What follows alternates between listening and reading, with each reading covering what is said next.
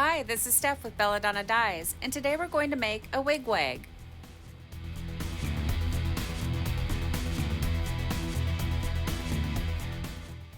Start by centering your shirt using the sleeve inside the other sleeve technique. And what that means is you're bringing the front of the shirt and the back of the shirt together for symmetry. It helps with saturation.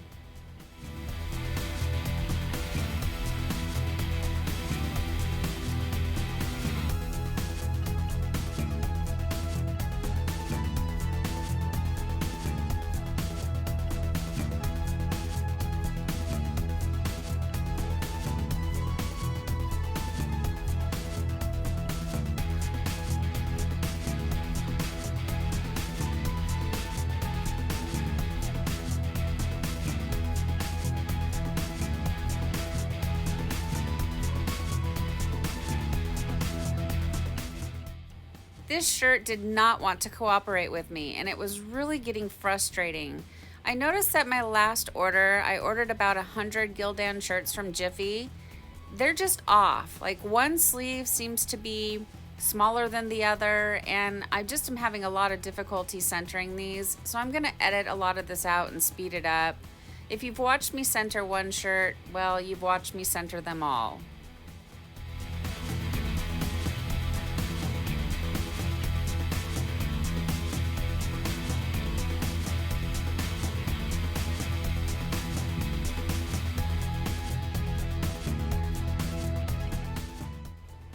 It's a downfall of my personality. I'm such a perfectionist sometimes, and I really do strongly believe that centering your shirt and pleating your shirt, well, that's the foundation for your tie-dye, so it's important to get it right. I spent way too much time trying to get this shirt lined up and smooth, but it does usually pay off in the end.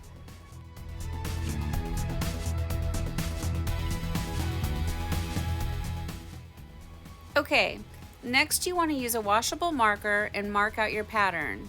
So all I did was I tied a piece of kite string around the washable marker and I drew on my arc. And now you want to pleat along this line. And when you're doing this particular pattern, you really want to try to make your pleats as small as possible. I'm trying to keep them around a half an inch.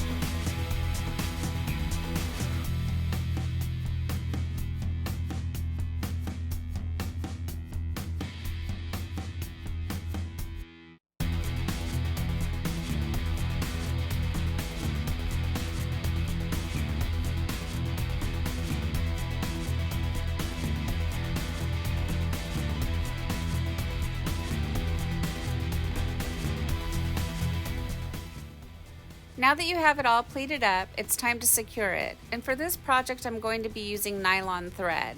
And there is absolutely no reason why I'm choosing nylon thread over kite string, other than it was closest to me. And I do like it. I can just drop my spool on the floor and just sort of wrap it around. A lot easier than handling the bulky kite string dowel thing.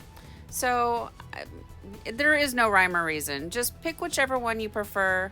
I wouldn't use sinew on this tie because sinew is going to create the white lines. And if all you have is rubber bands, use rubber bands. It really is just a matter of preference.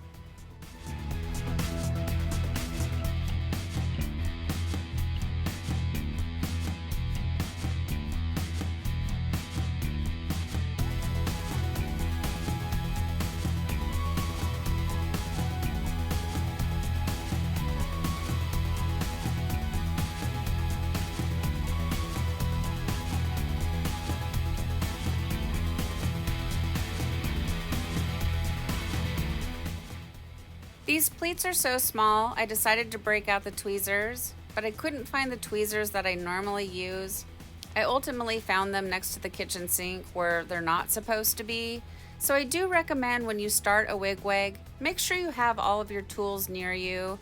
These are super time consuming and labor intensive and kind of stressful, so you don't want to be scattered all around the house looking for your stuff. And I have a link for everything that I use down below in the description box.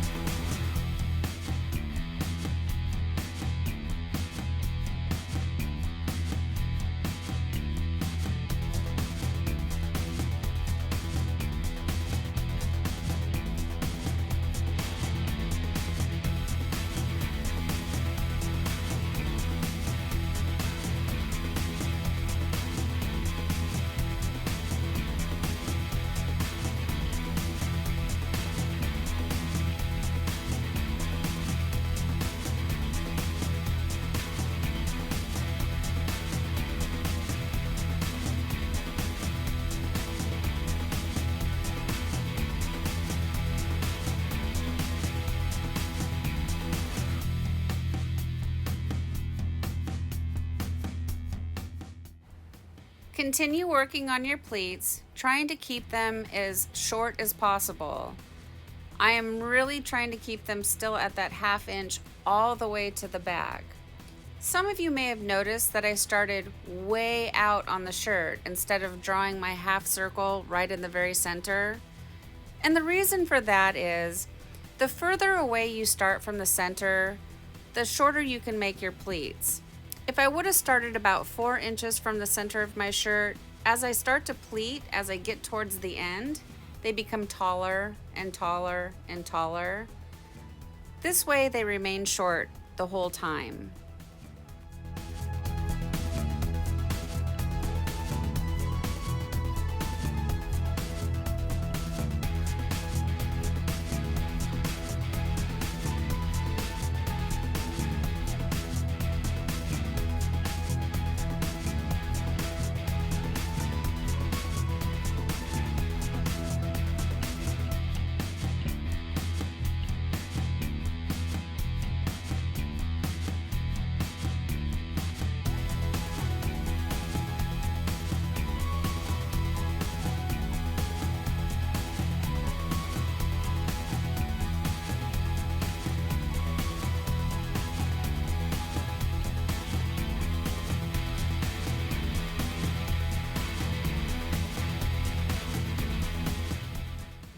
I did pretty good. They're about a 1/2 inch, and then maybe at the end, closer to an inch, but that's okay. Now you want to mark out your pattern. And I'm creating my zigzag, and I'm just going to let you watch how I do it. You can do it your own way. This is how I do mine.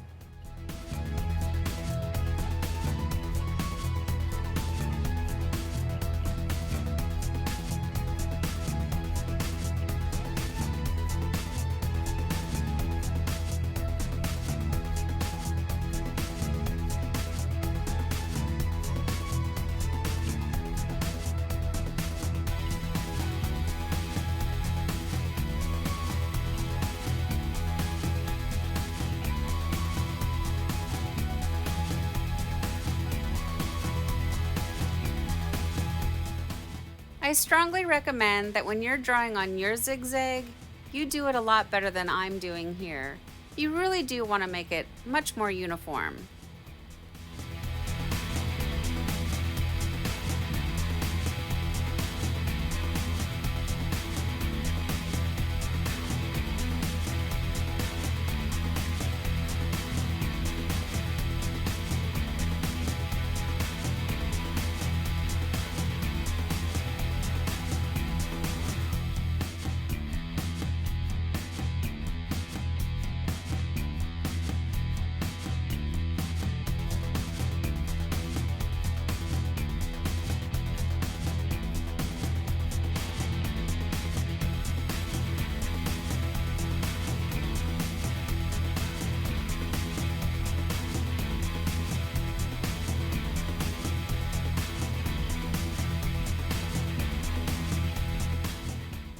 Now it's time for the fun part. We get to add the dye. And with the wigwag pattern, in my personal preference, I do not want to see any white. So I'm going a little heavy-handed, but I'm going to be honest with you guys. I way oversaturated this shirt. It is not that necessary. So, get a nice layer on there, come back, check your pleats, make sure that you don't have any white, but you do not need to go crazy on it like I did. I have somewhat of a PTSD type situation from my fail wigwag, and we put so much work into tying these up that I want it to work so badly, and I do not want any white. I've gone to the extreme now where I'm oversaturating. You don't need to do that.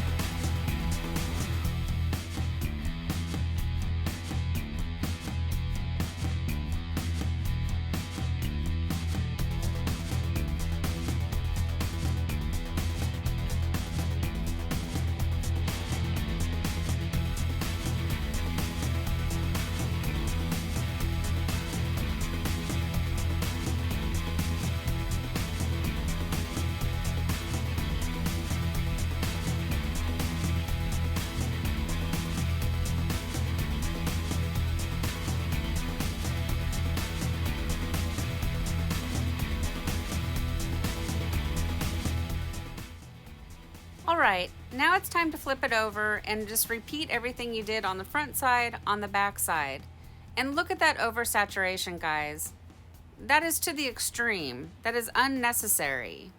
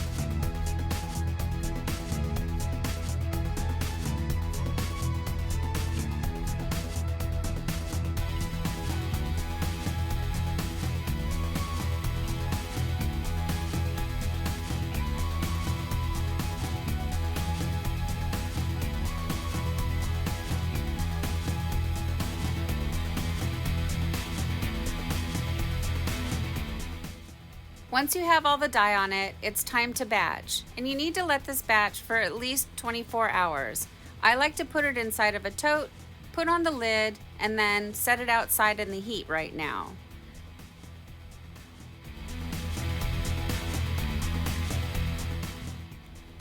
This shirt ended up batching closer to 36 hours. It just fell at a weird time in the middle of the night, and that's okay. You can batch up to 48 hours. Nothing bad is going to happen. And actually with blues, the longer you batch, the more vibrant they're going to become. But anything after 48 hours is null. The soda ash and the dye have stopped reacting. Okay, so now it's time for the rinse out. And you want to start by using cold water to rinse away any soda ash that might still be reacting within the fibers, and gradually increase your water up to hot and rinse until the water runs pretty much clear. From here, I take it to the washing machine and I do a hot water cycle. I do a second hot water cycle using Synthrapol, a textile detergent from Dharma. And I do a third hot water cycle using Milsoft, which brings softness back into the fabric after the dyeing process. And I also get that from Dharma. Then I throw it in the dryer, and we'll come back and we'll see the results.